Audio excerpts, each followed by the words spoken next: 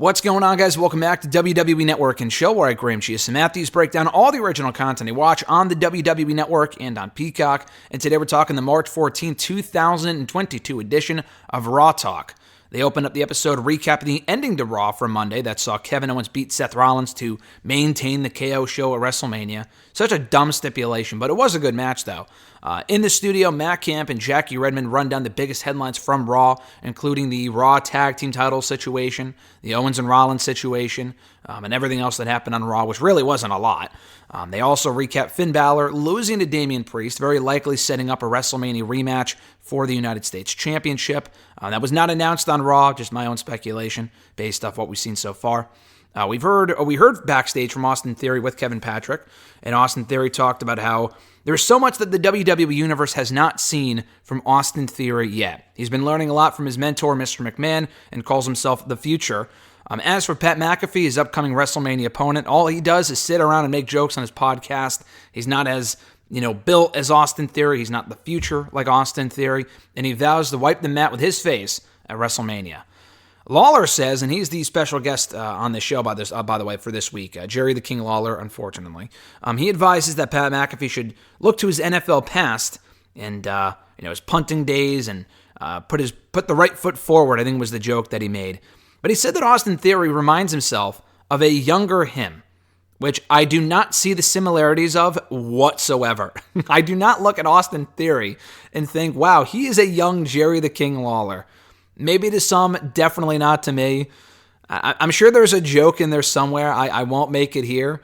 But as far as wrestling ability goes, I did not think that whatsoever. So I think Jerry's kind of tooting his own horn here for whatever reason, because Theory's the Future, whatever. But he says it may, I think he said this a few weeks ago, but he expects it to end for McAfee very similar to how it did for, what's his name? Andy Kaufman, how could I forget? When they had their tussles, Lawler and Kaufman back in the day, and McAfee's like the celebrity wrestler. McAfee isn't really the Kaufman in this case as much as he was when he was feuding with Adam Cole back in late 2020 in NXT. That would have made more sense at that point. But Lawler says that he wants Theory to win, so it opens up a spot at commentary for himself. Nobody wants Jerry the King Lawler back at commentary, so please do not put that voodoo magic on us, please. We do not need Jerry the King Lawler back at Raw commentary. No, thank you. Like Chad Gable would say, oh, thank you. It's no, thank you. You know what I mean? Anyway, that was dumb. He says he doesn't know why Kevin Owens would want to rattle Stone Cold Steve Austin, the Texas Rattlesnake. Why would you want to piss him off? And he watched Stone Cold's rise firsthand, did Lawler back in the Attitude Era, but if you want to face Stone Cold, something bad is going to happen to you. It says he said that if you face Stone Cold in a match, something bad will happen to you. The thing is, it's not a fucking match. It's a KO show talking segment. I'm sure we'll see a stunner. I'm sure we'll see some physical activity. Even if they do an impromptu match, it won't go more than a minute or two. I promise you. Unless Austin, I don't think he's going to pull a Rock where he rips off his clothes and he has his tights underneath. It made sense for The Rock as The Rock wears those tearaway pants. I don't see Austin doing that, so I don't expect it to be a formal match. I'm not exactly sure what everyone's talking about here. Oh, it's so exciting to see him back after 19 years. He's been at WrestleMania like fucking 7 times since he retired at 19. We have seen him deliver stunners before. We have seen him get physical. So I'm not exactly sure what people are talking about there. In the middle of the show, they do get serious, and I appreciate that they did this. They pay tribute to the late, great Scott Hall, Razor Ramon, the bad guy. Very sad situation. This is my first time talking about it in podcast form, I guess, but it was just announced late last night that he had passed away, and he was hospitalized over the weekend. I believe he was having hip surgery, and then he had like a blood clot got loose, I believe, caused him to have 3 heart attacks on, I think, Saturday night or something like that, and then he was in pretty serious shape. He was on life support, and they took him off the life support just yesterday. So my thoughts, prayers, condolences go out to the friends and family of Scott Hall. Just a very depressing situation. The guy's only 63, 64.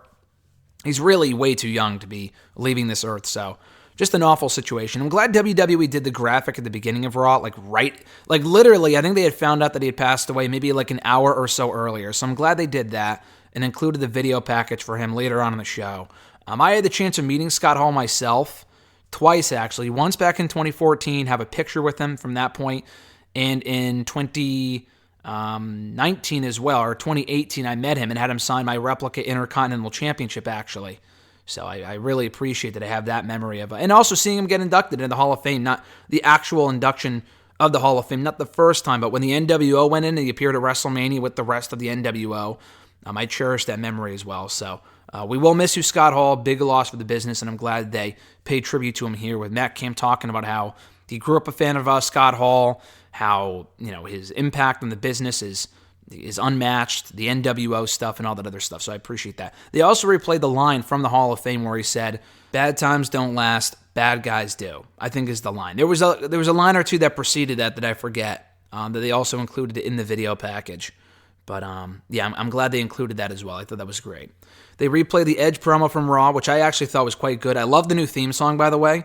I think it sounds awesome. It's also by Alter Bridge, the same band that did his Metalingus song, the original theme song, the iconic classic theme for Edge, obviously. I think it looks great. I love the presentation of the new sinister side of Edge. I'm really digging it personally. I mean, listen, I hate when they change music, but I'm sure this was an Edge call, and he has a lot of influence on his current character and promos and shit, so I have no doubt this... And not everyone's ideas are great, don't get me wrong. Like I said, the Nikki Ash thing, that was her idea. Who gives a shit? It sucks. I don't know. I've been liking a lot what Edge has been doing lately, and the new theme is also great, too, so they replay that promo. Camp kind of reiterates what he said last week, and that Edge had to go to this place. And he plays up all the obstacles that Edge has had to overcome since coming back and has failed to, including failing to become Universal Champion, failing to beat Roman Reigns, having his run-ins with Randy Orton and Seth Rollins as recently as late last year. This is reminiscent of the Edge, where he had his most success earlier on in his WWE run. So Camp is excited to see what he brings to the table at WrestleMania, and it would be huge for AJ Styles to beat this Edge at WrestleMania 38, which after the last 2 weeks, I'm not so sure is going to happen. I honestly think there's a good chance that Edge wins, especially after losing last year. I know he won 2 years ago. AJ won last year. I think he can afford the loss. He doesn't have... Like, if he loses, he won't be buried. It's fucking Edge. And AJ's already established anyway, so... I would like to see Edge win and then extend the feud into SummerSlam or the next pay-per-view or whatever. I would be totally down for that personally. They replayed Montez Ford versus Riddle, which ended in a no contest following interference from Alpha Academy. Matt Camp believes that with their involvement in that match on Monday, that they will earn themselves another championship opportunity. Backstage at Raw, we hear from Alpha Academy, Chad Gable and Otis, being interviewed by Sarah Schreiber.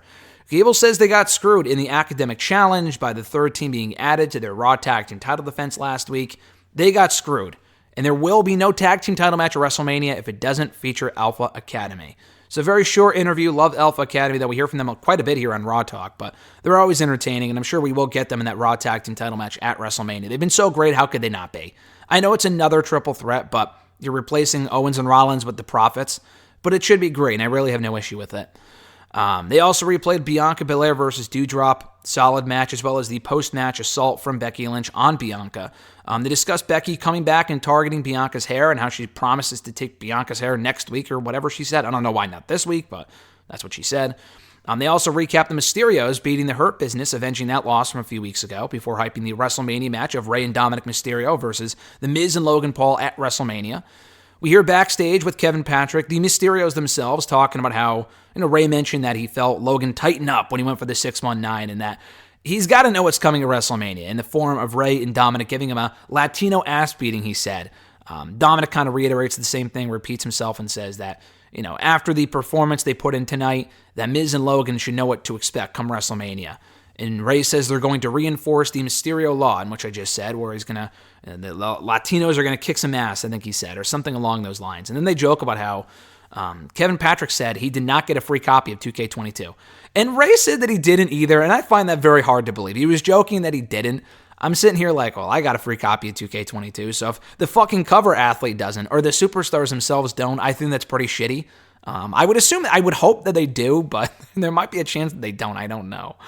Anyway, actually, Jerry Lawler says that, and he said this was the truth. I assume he's being honest here because he reiterated, I'm telling the truth, like 5 times. So I'm sure this is a true story. But he said that he got the Mysterio box on his front step, like, oh, this is great. It's for the 2K22 game, whatever. The box was beautiful. He goes to open the box or the cover or whatever. The game wasn't in there. He said it was empty. So, I don't know how that happens, or whoever's playing a rib on Jerry Lawler, that's fucking funny. I don't know if he's, assuming he's telling the truth. If that is true, I think that's funny. But he says Dominic, anyway, back to the Mysterio stuff. He says that Dominic is so young, and because of that, he doesn't know if he and Ray can hang with Logan and The Miz at WrestleMania, which is laughable considering I know Logan has boxing experience, but he's never been in a WWE ring in a match officially. So just to be fucking obstinate or whatever, he's just choosing the heels here just to have a difference of opinion, I guess. He also incorrectly said, oh yeah, following that win over Floyd Money Mayweather last year, Logan Paul's on the right path. And I'm thinking, he beat Floyd Mayweather? I don't remember that. I remember them having the match. I don't remember Logan Paul winning. So I went back and looked it up, and it was declared a no contest. There was no winner. I mean, Mayweather really should have won. I don't know why he wouldn't have. It's fucking Floyd Mayweather, but I'm thinking, the fuck? So, and they played it off like they didn't correct him. I guess they just kind of move on, but it's like he didn't beat Floyd Mayweather, though, so that was incorrect. But to close out the episode, they promote the bump for Wednesday featuring, I think, Alpha Academy. Kevin Owens will be there on 316 Day in Tamina as well, talking Women's History Month. And they also promote the collision of Roman Reigns and Brock Lesnar on Friday SmackDown. No, it is not a match. They just said they'll collide. What the fuck that means, I have no idea. They'll just have a war of words on the mic, I'm sure, instead. So that was Raw Talk for March 14th, 2022. Thank you guys for checking out my reviews as always. This was a decent show. Not the best Raw on Monday. I've enjoyed other episodes of Raw recently more than this one. Not a lot happened. But it was fine. And I know people are still on the Cody watch right now, as am I. Where the fuck is this guy going to show up, or when, rather? I assume he's signed at this point. They're just holding off maybe until WrestleMania. I don't know why you would do that, but to me, it's not the Hardys thing. It's not the Undertaker thing. At least with Taker, they were teasing that they were having a match. At least with the Hardys, I mean, they were still in the Ring of Honor, so they couldn't appear before WrestleMania anyway. I mean, this is totally different. It's not like he contractually can't appear until WrestleMania. No, he can. He just doesn't want to, or they don't want him to. Very weird, but I guess we'll stay posted on that. We'll stay updated on that as that situation develops in the weeks ahead. But thank you guys for checking out my videos as always. As I mentioned, be sure to like the video, drop a comment, share the video, and subscribe to the channel for more daily content. Have an awesome one. I'm Graham G. Matthews, and I'll catch your ass down the road.